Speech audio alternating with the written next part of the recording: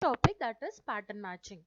So what do you mean by pattern matching? So given a string, we want to search for a particular pattern, whether it is present in the string or not. So that is a pattern matching what we are doing. So PHP provides two different kinds of string pattern matching using regular expression. So regular expression you can say as the sequence of characters that define the pattern. Okay. So in PHP we have two different kinds of string pattern matching. That is, first one is by using POSIX regular expression, and next one is based on the Perl regular expression. So in our prescribed book, we are going for Perl regular, which is based on the Perl regular expression. So we'll see them. So the first one in that we are going to see is Perl compatible regular expression, that is preg match. So what does this preg match do is, it is going to, so just see this example here. We have given preg match and we have given the pattern. So this particular preg match function is going to take two parameters. The first parameter specifies the Perl style regular expression, okay, as a string. So this is the pattern. So you can see pattern is written within the forward slash, okay. Within the forward slash you are writing the pattern, and you can see here the caret symbol. So this is called as a caret symbol, that is representing start, okay. So what is the meaning of this is, you have to search in the string str for what, whether that particular string is starting with PHP. If it is starting with PHP, then pregmatch is going to return a true value. Then the statement what will be printed is string, whatever string you have given begins with PHP. Else, if it is not starting with PHP, then it is going to display the else part, that is string does not begin with PHP. So that is what your pregmatch is going to do, which is going to find whether the given pattern is there or not in the string. So if instead of caret symbol, if you're given dollar, so dollar will represent the end, caret is representing the beginning, okay. So based on whether the pattern is there in the string or not, pregmatch is going to return either a true or a false value. So that is about your pregmatch, okay. Next one, you have a preg split.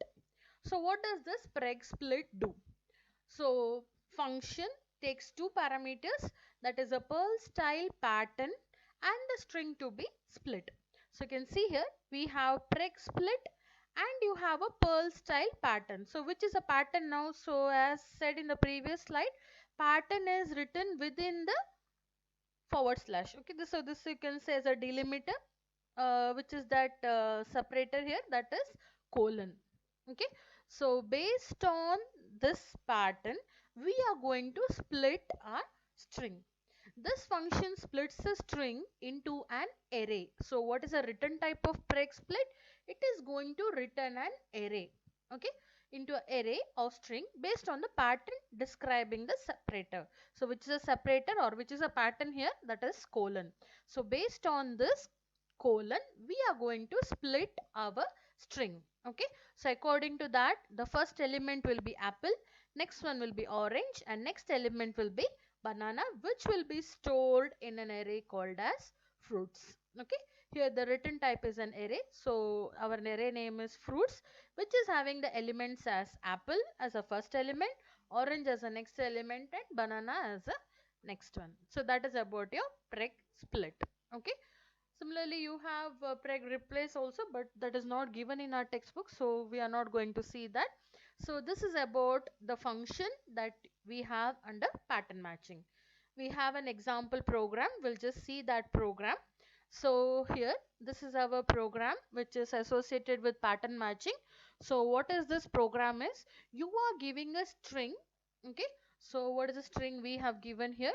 We have given this statement: apples are good, or don't you like apples? So this is your entire input, okay. So this will be split, okay, and you have to count the occurrence of each words, how many times each words appear, that you have to display, okay. So apples, so apples, when you say apples, how many times? Three times. So you have to, the result should be apples followed by 3. So that should be your result, okay. So you can see here what are the separators we have used here. We have used space, we have also used comma, we have used question mark. Other than that, others also can be used, but these are the things which are used as separators in our input.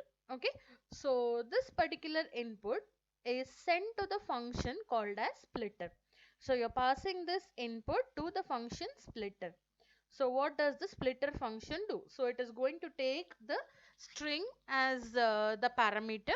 Using that string, what it is going to do? So first it is going to create an empty array. So what is the name of that empty array? That is a frequency. And later you are applying or you're using the preg split. So we already saw preg split in the previous slide. So what does preg split do? It is going to divide your string or split your string based on what?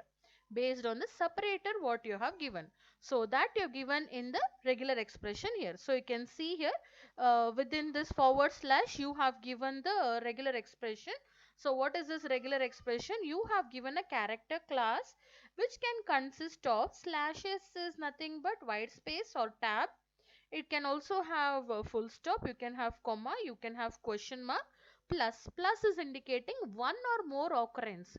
One or more occurrence of any of this, if it is there in your string, then you're going to split it. Okay.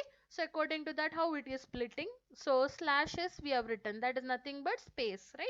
So apples. So this is one split that is happening. Then after that array R followed by a space is there, so one more split. So that is how it is going to split. Okay, so we also said preg split is going to return an array. Okay, so even this line words is an array. Next, what happens? For each. So what is this for each? When we are speaking about arrays, we came across this for each. So for each is used whenever looping is required. So you want to apply for each of the statements, then you're using this for each. So for each followed by line words. Line words is an array as words, as word. Okay, so this is your scalar variable. So in line words, in array, what you have? So first you have apple, so that apple will be stored in word like this. It will be done for all the uh, what word you have split from the string. Okay, so for each, what does it do? It is used whenever looping is required. Okay, for every word that you have extracted, it will be applied. Okay, so then what happens now? So first you have apples. So array keys. So what does array keys do? This also you already seen under arrays topic. It takes an array as a parameter. So we have already seen frequency, what is the array which was created, and returns an array of keys of the given array. So it is going to take a parameter which is an array and it is going to return the keys. So what do you mean by keys? So in our C language we have learned about array. In array, what did we say when we are learning in C language? We said we have index. So that index we are calling it as key in PHP. Okay. So it is going. So this particular array keys is going to return array of keys of the given array. So again, this keys also is an array. Next, what will happen in array? So in array is going to take two parameters, that is word as well as key. So word is nothing but the word what you split. Okay. So this is your, it can be your expression, and keys is nothing but your array. So what does it do? If the value of the expression is the value in the array, then it is going to return true. So in array, what does it do? It is going to take an expression and it is going to take an array. So if the expression, now in this case, first time you have what? First time you have apple, right? So it's not there already in this keys. So in that case, what happens? It is not going to come here, it is going to set as 1, because first time you have encountered the value, that is the word apple. Okay, so that time it is going to, that is frequency of word, you are setting it as 1. Next time, once again, you, if imagine you are tracing everything and you're coming to this particular word apple here, then what happens? You're checking here, in array is going to check for the expression apples in the array keys. So what happens? This apple is already there. So in that case, what you're going to do? You are going to increment the value of apple.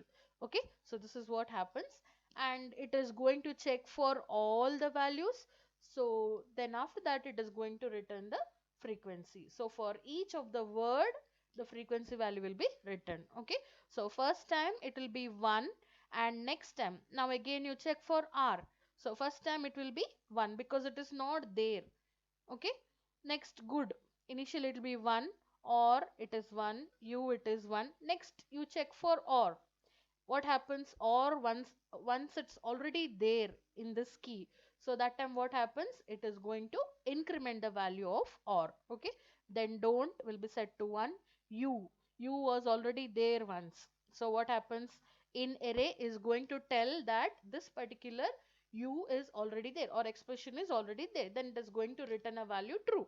When it is going to return a value true, you are going to increment it. Okay, similarly, like first time, so it is set to 1. Apples already there, so in array is going to return a value true, then you're going to increment the value.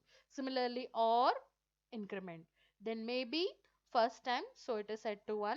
U it is incremented, so it will be having a value 3 now. Like will be 2. Oranges is 1. Better 1. Than 1. Apples already it was there, so you're incrementing, so apples value will be 3. Okay, so like this, once all the words of the string is done, it's going to return the frequencies of each of the words. Okay, so next you're going to come here. So here in TB1 you're going to have the values or the frequency of each of the words. Then what you're going to do, just heading will be displayed as word frequency, so that is word will be there, then frequency, how many times that particular word is there. Then sorted key. Okay, so here array of keys, that is array underscore key. Array underscore key, what does it do? It is going to take an array. So again it is going to take an array as parameter, then after that it is going to return array of keys. Okay, array of keys, that is index 0 1 like that. Okay, so again what will happen? Sorted keys is also an array now. Okay, then the sort function, what does a sort function do? Whatever keys you have passed here, so it is going to sort in the order. Okay, then finally for each again looping statement here. So this is your array. For every word, what you're going to do, for every word you're going to display the word along with that how many times it has occurred. So this will be repeated for all the entries of the keys. So this is your program wherein you're counting how many times a particular word is appeared, that is occurrence. So we'll just execute that. So when you're executing, this is the result what you're getting. So this is the word and this is a frequency. R is appearing 1, better, orange is 1, U 3 times. So this is your program. I hope you have understood this. Thank you.